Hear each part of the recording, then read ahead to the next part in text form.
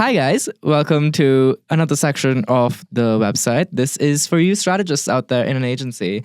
And if you're wondering why Kato isn't here, it's because she's on a hamster wheel powering the website right now. It's only functioning because of her, and she's keeping it powered for you guys. It's true, we locked her in a box. Yeah, a tiny little box. Anyways, Phoebe. Let's continue. Yeah. Chat. Get excited, people. Let's chat a little bit about... Tell me more. Let's chat a little bit about strategy. What strategists do, what they don't do, what AI can help them do. Anyway, so the role of strategists in an agency, they're kind of a lot of the thinking. They mine for insights. They're in charge of, cultural mapping, that kind of thing. There's actually a lot going on up there in their brains. There's a lot of wire, in a giant big ball. Yeah, there's a lot going on, isn't there? There's a lot going on. So what AI can do is help, straighten it out, make things linear sometimes, not all the time, but sometimes. So let's chat about how AI can be a very valuable partner to a strategist.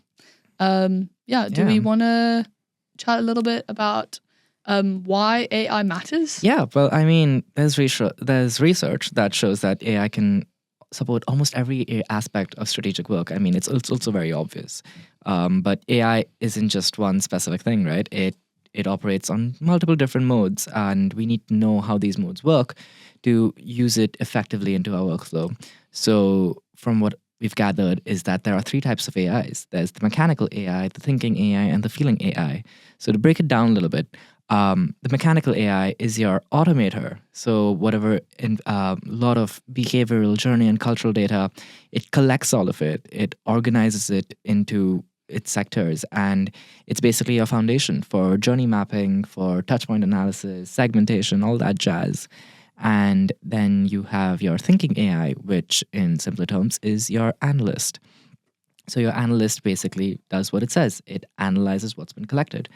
It identifies patterns, gets your needs predicted, and helps strategists make informed decisions in very fast-moving environments. I'm so sorry, my phone is on silent, but it's okay. It's okay, just so we know you're popular. Yeah, I should remind everyone that earlier on, which you probably won't see this, Jaden brutalized me personally for having my phone. That's because my D&D was on. It's My D&D is on. I don't know why it's making one noise. single ping from my phone. Jaden threatened to kill my family. We know that Jaden's popular. We can move on now. The real reason Kato's not here is her phone went off one time. So and Jaden killed her. This is where. Okay, you guys need to have some sense of feeling for me. I'm popular, I get it. Which brings me on to my next thing, the feelings AI, which is your empath. And basically the empath does what an empath does. It reads sentiment and emotion based off your text, your speech, and visuals, and it helps you understand how people truly feel and what can emotionally resonate with them. So we need to honestly just understand, we need to figure out how AI can actually support strategic work in terms of this, right? So there's a few things like understanding people. AI can help us uncover whatever people's motivations are, emotions are, their hidden needs, because there's a ton of people around us and we need information to be collated in a good way, right? So mechanical AI can gather millions and probably more than millions, every data point possible. Mechanical AI helps you do that. Thinking AI can help you get the patterns and the behaviors from it. And your feelings AI reveals whatever sentiment is there and emotional drivers that can lead you to your insights. It's why all these three different AIs fall hand in hand together and can help a strategist do what he needs to do. And it also helps you map your customer journey by getting moments of truths and behavioral anomalies and places where brands can perfectly intervene and get through to their audience. Yeah, so it's a really cool thing. There's also things like understanding culture and markets, which I don't think people would think AI could do, but it really can, because it can increase your strategist's ability to figure out what cultural shifts are there, see competitors and what they are doing, and predict changes before they happen, because at the end of the day, a lot of things are predictable, let's be honest here. I think it's really cool that AI can look at it from a really kind of zoomed out perspective. I think a lot of the time as humans in the world and in the culture that we're trying to analyze, we struggle to see things on a really broad perspective in terms of trends and that kind of thing. Yeah.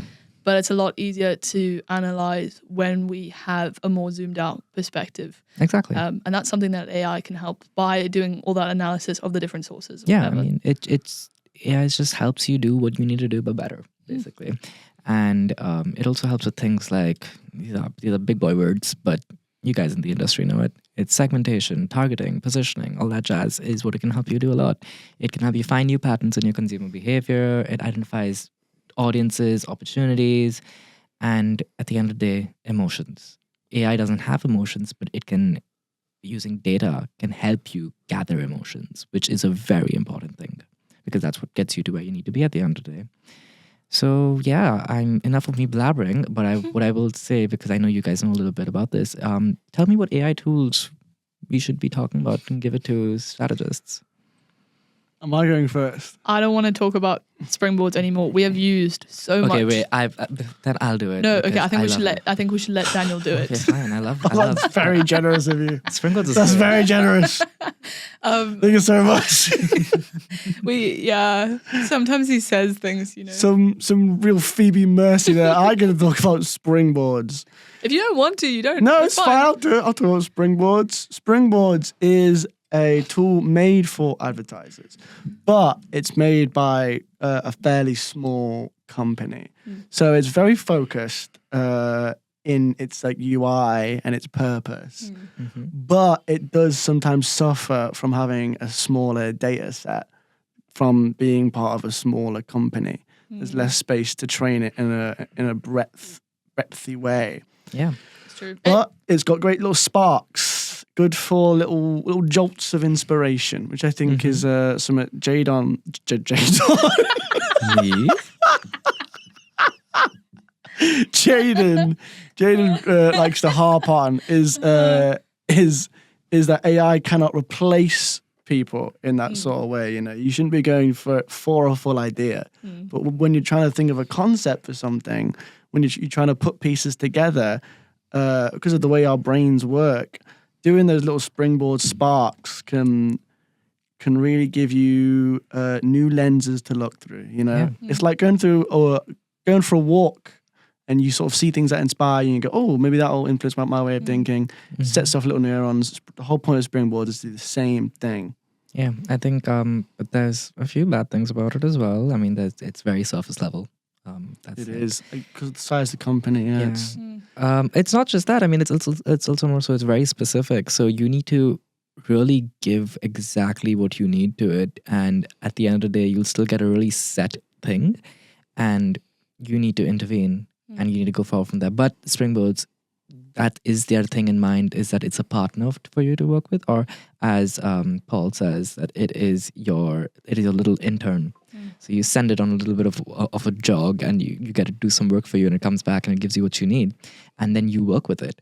So without any guidance needed, it can get you the framework that you need to go and take it to the next step. So I think that's really cool. There's also Brandwatch, which I think is really fun for those that tend to use personas a lot, because the world is a massively insane place. And I mean, personas don't exactly tell you all your target audience, but it can help you get to where you want to be with your target audience, right? Springboard can do that as well, the persona thing. That's true. You can give it like a persona. That's true. But Brandwatch, I believe, is explicitly created for that. Yeah, it's explicitly for your personas.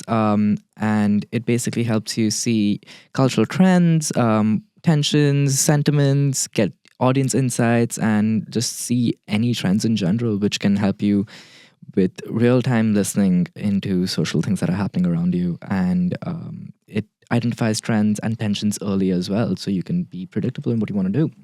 And it has real data. So yeah, and I think a few limitations of it are it is very expensive. It can misread sarcasm, memes, because it doesn't have that human touch, right?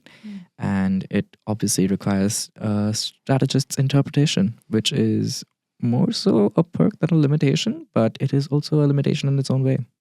So yeah, tell us more about Anara, Phoebe. I know you know a little bit about that. Thank you. I'm reading off these notes that Kato made for us, because I actually haven't had any experience with Anara. But just defeat my whole thing there of me telling you you know a bit. Sorry, yeah, I actually don't know anything. But we have done research into it, so I can tell you what we've learned. Yeah, I can that's tell you what basically we've what I learned was trying to say, but Jesus. from behind the paywall, because we are students and we can't afford to subscribe to every single AI, which is a pity because I really would love to do some more experimentation. Hey, if you're out there, pay for Phoebe to use Anara and she can Sponsor do me. even more. Please sponsor me. Sponsor Phoebe. So apparently Anara is good for stuff like lit review, scientific research, really big PDFs, and a lot of really big, like, kind of complex information. Because it can work with and organize really big data sets, and it can produce academically reliable summaries, which is really good. And also, I don't think that's something you get with a lot of AIs. A lot of it will be a lot more conversational, especially LLMs. Yeah. So it's quite cool to get something that can produce things in a much more academic style and tone. However, it's not been built for cultural nuance. So because it's got that more academic kind of style and tone, it doesn't really get pop culture references, and it doesn't insert, it's not funny.